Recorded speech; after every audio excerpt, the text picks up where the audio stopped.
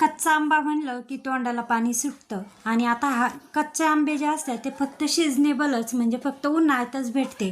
पण आता हेच आंबे आपण उन्हाळा, पानकाळा, हिवाळा कधीही खाऊ शकतो.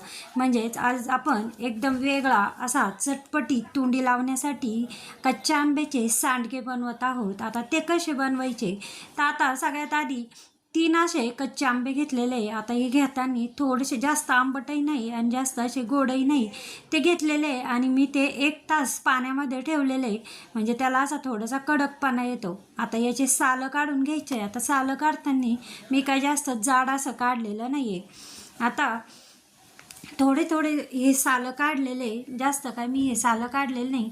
आणि हे किसताना ना जाड किसणी घ्यायची आहे आणि त्याने हे किसून घ्यायचे. आता आपण कच्च्या आंब्यापासून गुळ आंबा, लोणचं असे अनेक असे पदार्थ बनवतो, पण आज आपण हे सांडगे बनवतोय तेही एकदम वेगळ्या पद्धतीने.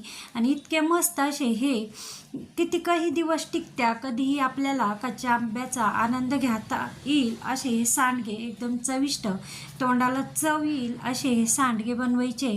आता हे सगळे असे सालं काढून घेतलेले, सगळे जे कच्चे आंबे घेतलेले ना तिने त्याचे सगळे सालं काढून ते किसून घ्यायचे किसणीने.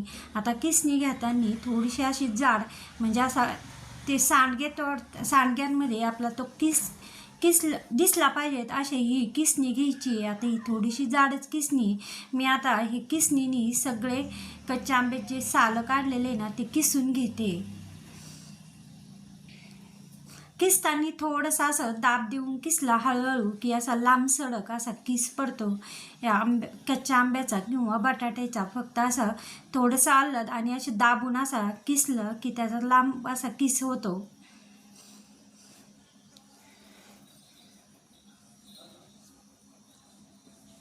आता यामध्ये फक्त एकच साहित्य टाकायचं आहे की पाणी आपले एकदम मोजक्या साहित्यात कमी वेळेत हे सांडगे बनवून होत्या.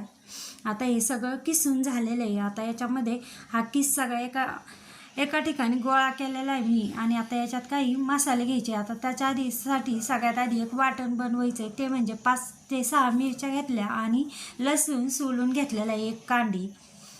आणि त्याचं वाटण पाणी न घालता केलेलं आहे.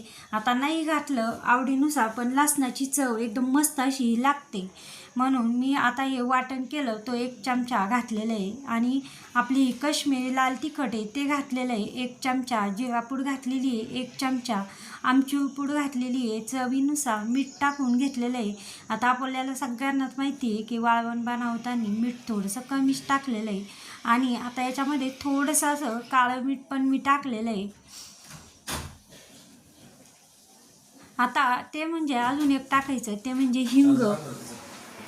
आता याच्यामध्ये 1 चिमूट हिंग घालायचं आहे, पण तो कधी टाकायचा तो पाहू.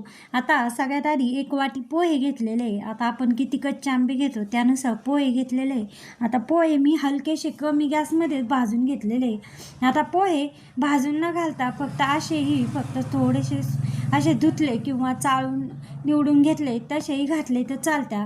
पण मग सांडगे तोडताना आपले सुट्टे सुट्टे होऊ नये म्हणून मग मी हे पोहे थोडेसे भाजून घेतले. आणि ते भाजताना पण एकदम कमी गॅसमध्ये भाजलेले. आता हे थंड झाले की थोडंसं 1-2 वेळेस चालू बंद केलं आणि मिक्सरच्या भांड्यातून हे पोहे काढून घेतलेले. आता हे जे पोहे ना, दळलेले पोहे भाजून घेतलेले आणि दळलेले तेही या किसामध्ये टाकून दिलेले.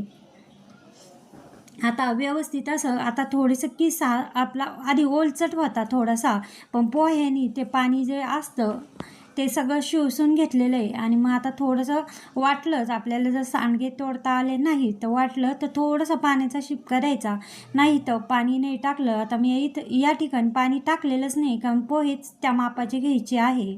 जास्त पोहेही व्हायला नको. आपण ही सांडगे कच्च्या आंब्याचे बनवतोय म्हणजे जास्त पोहे व्हायला नको, म्हणून मी पाणी टाकलेलंच नाही आहे. म्हणजे जेवढ्या किसामध्ये पोहे बसतील तेवढेच घेतलेले आहे. आणि अशा पद्धतीने आता हे सांडगे तोडून घेते. थोडंसं असा गोल असा मध्ये बनवून आणि हे सांडगे तोडून घेते मी एकदम मस्त असे. आता याच्यात हिंग टाकलेला आहे मी 1 चिमूट. हिंग आणि लसूण याची एकदम मस्त तळल्यानंतर इतके छान चवीला लागत होते. तेव्हा आता हे मी एक दिवस फॅन खाली वाळवले आणि थोड्या वेळ उन्हामध्ये ठेवले. इतके मस्त. आता फॅन खाली का वाळवायचे ते याचा कलर बदलू नये म्हणून मी फॅन खाली वाळवले आणि इतके मस्त हे सांडगे वाळले होते. आणि मला आधी वाटलं होतं की किस आहे तो असा सुट्टा सुट्टा होईल, पण इतके छान आपण जसे डाळींचे मिक्स डाळींचे सांडगे बनवतो ना त्याच पद्धतीने झाले. आणि याच्यामध्ये आता माझ्याकडून एक म्हणजे याच्यात तिळही टाकले असते तर चांगलंच, पण तीळ टाकले नाही मी, पोहे भाजून टाकले तिळाऐवजी. आणि आता हे 1 ते 1.5 दिवसामध्ये एक दिवस फॅन खाली आणि 2-3 तास उन्हात असे कडक उन्हात वाळवले 2-3 तास आणि मस्त असे सांडगे झालेले आपले. आहे बघा, असे अजिबातही सुट्टे किंवा असे सुट्टे सुट्टे झालेले नाही आहे. आता कढईमध्ये थोडंसंच तेल घेते आणि 2-3 सांडगे मी तळले ना, इतके मस्त असं पोह्यामुळे ते पोहे भाजून घेतले आणि दळून घेतले.